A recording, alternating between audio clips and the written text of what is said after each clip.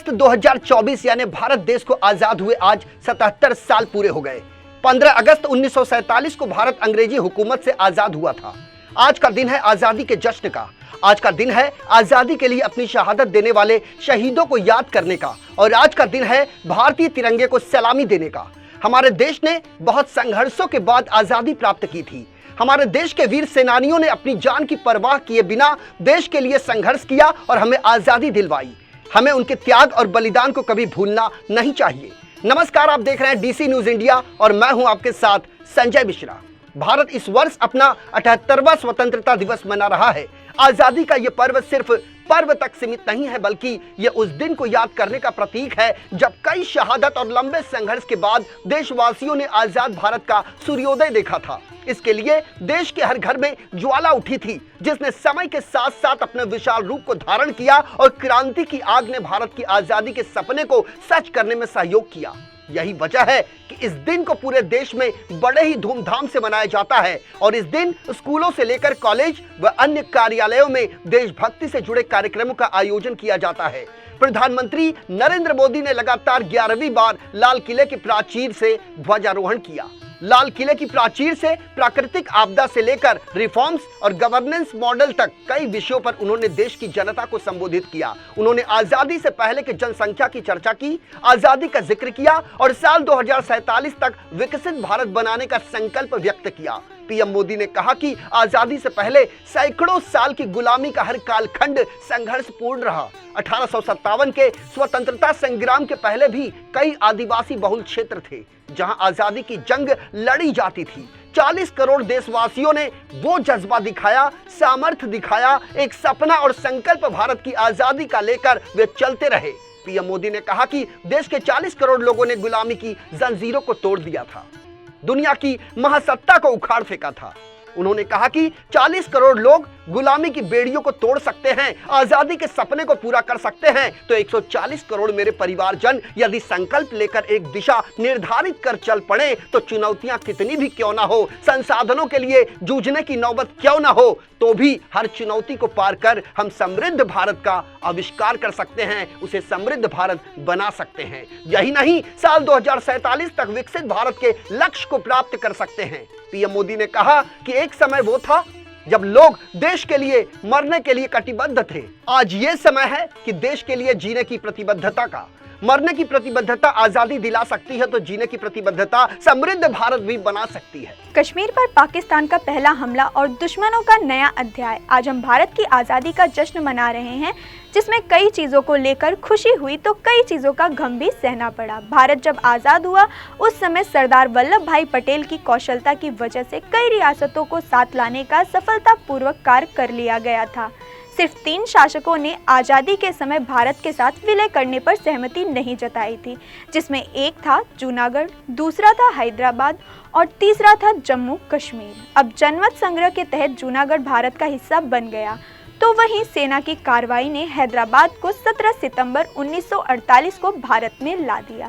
लेकिन तब जम्मू कश्मीर के राजा हरि सिंह ने भारत में विलय करने से मना कर दिया। जम्मू कश्मीर की तरफ से स्टैंड स्टिल एग्रीमेंट पर साइन किया गया, जिसका स्वागत पाकिस्तान ने तो किया, लेकिन भारत को ये बात स्वीकार नहीं थी।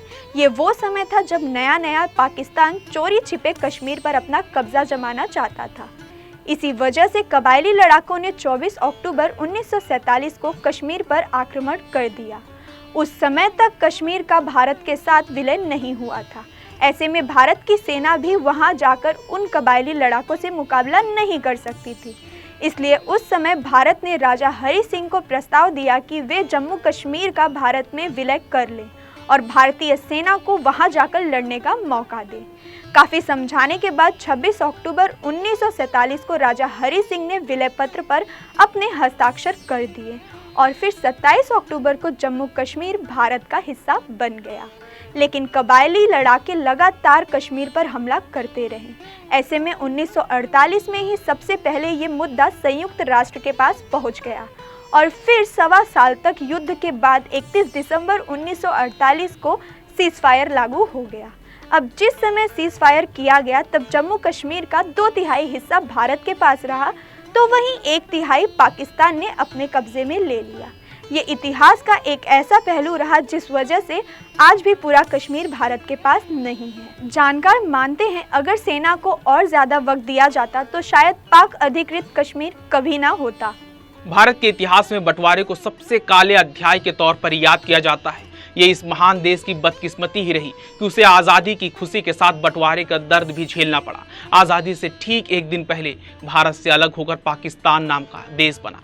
धर्म के आधार पर हुए इस एक बंटवारे ने 10 लाख लोगों की जान ली। 1,40,40,00,000 शरणार्थियों को अपना घर छोड़ना पड़ा। भारत के हुए बंटवारे के कई किरदार रहे जिनकी वजह से ही आज़ादी के साथ देश को यह दर्द भी झेलना पड़ा। असल में राष्ट्रपिता महात्मा गांधी और देश के प्रथम प्रधानमंत्री जवाहरलाल नेहरू बंटवारे के कभी पक्षधर नहीं थे, लेकिन उस समय देश का धार्मिक समीकरण कुछ ऐसा था।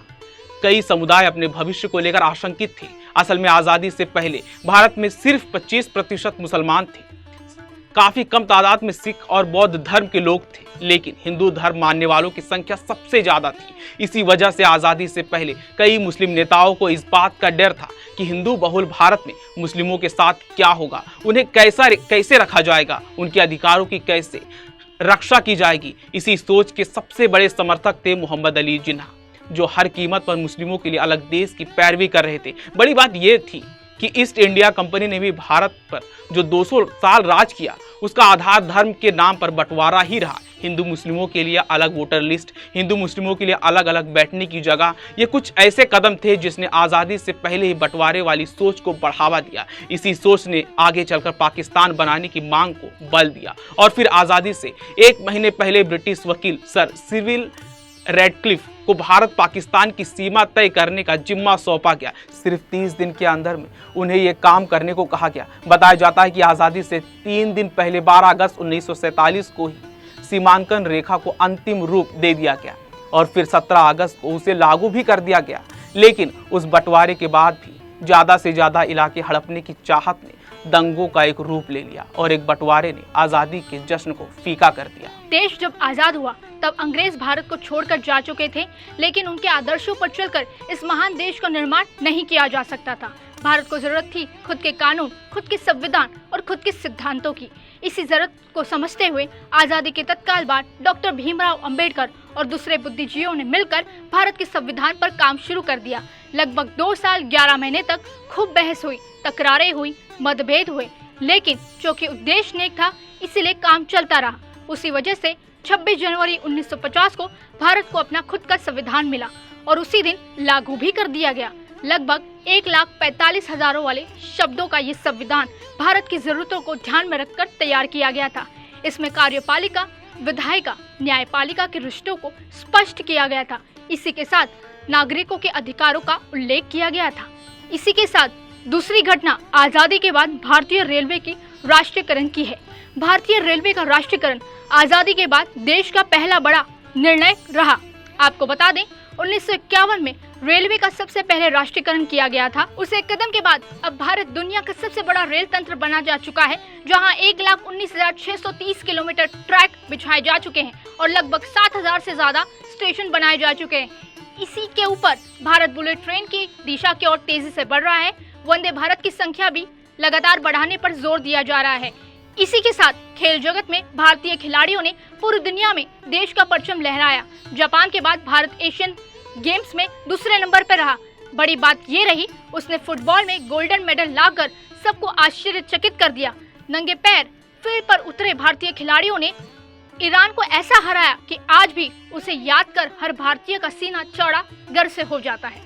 भारत अपनी आजादी का जश्न मना रहा है, लेकिन इस जश्न के पीछे एक इतिहास है। ऐसा इतिहास जो कभी गौरवान्वित कर सकता है तो कभी दर्द भरी यादों को ताजा कर सकता है। भारत दुनिया का सबसे बड़ा लोकतंत्र है। आज ये 77 साल का हो चुका है। इस महान देश की गाथा तो वैसे हजारों साल पुरानी है, लेकिन इसका दूसरा उदय 15 अगस्त 1947 को हुआ था। भारत के इतिहास की वो तारीख जिस दिन इस देश ने एक नया सवेरा देखा, ऐसा सवेरा जहां अंग्रेजों से मुक्ति का मौका था, गुलामी को पीछे छोड़ने का अवसर था और भविष्य के लिए नए कीर्तिमान स्थापित करने का समय था। अब उन सपनों को देखे 77 साल पूरे हो चुके हैं।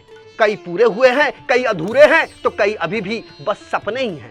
लेकिन फिर भी 77 साल की हो चुकी ये भारत यात्रा बेहद खास है, गौरवान्वित करने फिलहाल आज की युवा पीढ़ी को इससे कुछ सीखने की आवश्यकता है। आजादी के बाद अब तक की इस भारत यात्रा ने कई युद्ध देखे, कई क्रांतिकारी फैसले देखे और कई भयंकर दंगों का दंश भी झेला। यानी कि उतार चढ़ाव वाले इस सफर ने भारत को और ज्यादा परिपक्व बना दिया, उसे इतना सशक्त कर दिया कि वो अब आने वाले 77 सालों में खुद को सिर्फ सबसे बड़े लोकतंत्र के तमगे तक सीमित नहीं रखना चाहता, बल्कि खुद को सबसे मजबूत लोकतंत्र के रूप में भी स्थापित करने जा रहा है। भविष्य की तरफ मजबूती से हमारे कदम तभी बढ़ सकते हैं जब उन्हें अपने इतिहास के बारे में हमें जानकारी हो। हमें चाहिए कि सोने की चिड़िया कहलाने वाले इस भारतवर्ष के इतिहास को अच्छी तरह से हम समझें, हम कहां चूके इसकी समीक्षा करें और लोकतंत्र को सुचारू रूप से चलाने वाली सरकारों की सही नीति का समर्थन करें। भारत रत्न से सम्मानित देश के पूर्व प्रधानमंत्री अटल बिहारी वाजपेयी की एक कविता है जिनकी पंक्तियां हमें अक्सर स्वतंत्रता दिवस के मौके पर स्मरण हो जाती है। विजय विश्व तिरंगा प्यारा, झंडा ऊंचा रहे हमारा, सदा शक्ति बरसाने वाला, प्रेम सुधा सरसाने वाला, वीरों को हर्षाने वाला, मातृभूमि का तनमन सारा, झंडा ऊंचा रहे हमारा। फिलहाल हमारे इस खास कार्यक्रम में मेरे साथ अभी के लिए इतना ही। ताजा तरीन खबरों के लिए देखते रहे DC न्यूज इंडिया। पूरी टीम के साथ मुझे आने संजय मिश्रा को दीजिए इजाजत। नमस्कार, जय हिंद।